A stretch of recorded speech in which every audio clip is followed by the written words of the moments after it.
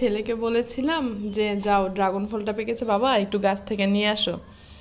এই তো ছেলে গিয়েছে ছাদে, যে দেখি বৃষ্টি হয়ে সব একাকার অবস্থা হয়ে গেল, ছাদের কি যে একটা অবস্থা। আবার ছাদটা পরিষ্কার করতে হবে।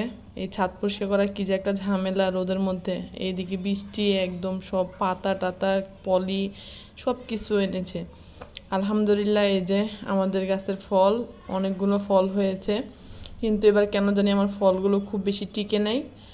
কিছুদিন আগে একটা ফল ছিঁড়ছিলাম, এখন আবার আলহামদুলিল্লাহ এটা বড় হয়েছে, আর কিছু কিছুগুলো আছে ওগুলা ছোট। এখানে তো উনি মহা যুদ্ধ করতেছে, খুবই যুদ্ধ করতেছে আমার গাছটা নিয়ে ফলটা ছিঁড়ার জন্য, তারপরেও পারতেছে না।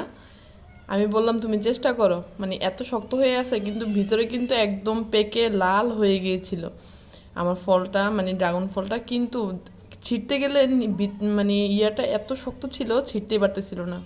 আমি বলছি বাবা আস্তে করে ছিঁড়ো যাতে আমার গাছটা না নষ্ট হয়। তো উনি ছিঁড়ে ফেললো।